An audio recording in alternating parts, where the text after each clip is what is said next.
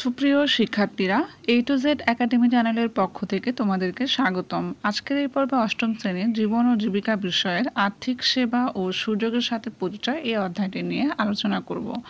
এখানে আর্থিক অন্তর্ভুক্তি এবং আরও অনেক ধরনের আর্থিক সেবাদানকারী প্রতিষ্ঠান কী সেবা প্রদান করে এইসব সম্পর্কে বিস্তারিত বর্ণনা করা হয়েছে। তোমরা এগুলো রিডিং পড়ে নিবে। এখানে 82 পৃষ্ঠায় একটি একক কাজ দেওয়া আছে। বলা হয়েছে তোমার জানা বিভিন্ন ধরনের আর্থিক কাজগুলো ছক 5.1-এ উল্লেখ করো। এখানে 4টা ক্যাটাগরি আছে।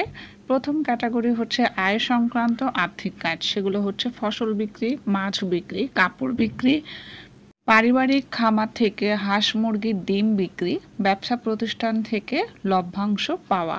পরবর্তী ক্যাটাগরি হচ্ছে ব্যয় সংক্রান্ত আর্থিক কাজ।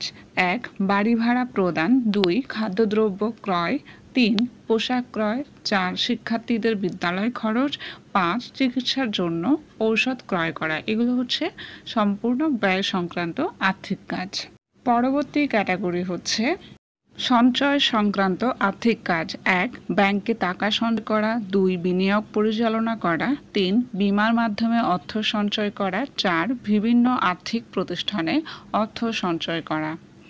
পরবর্তী ক্যাটাগরি হচ্ছে বিনিয়োগ সংক্রান্ত আর্থিক কাজ। 1. ভ্রমণ পর্যটন সেক্টরে বিনিয়োগ করে পর্যটন ব্যবসা চালানো, 2. ব্যাংকে মুনাফার উদ্দেশ্যে অর্থ আমানত রাখা, 3. ব্যবসায় অর্থ বিনিয়োগ করা। পরবর্তী পৃষ্ঠায় বিভিন্ন আর্থিক সেবার পরিচয় দেওয়া আছে। এক হচ্ছে আমানত সেবা, আরেকটি হচ্ছে বিনিয়োগ সেবা, ঋণ সেবা।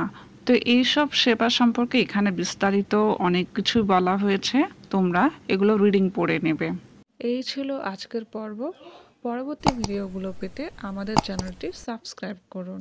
ধন্যবাদ।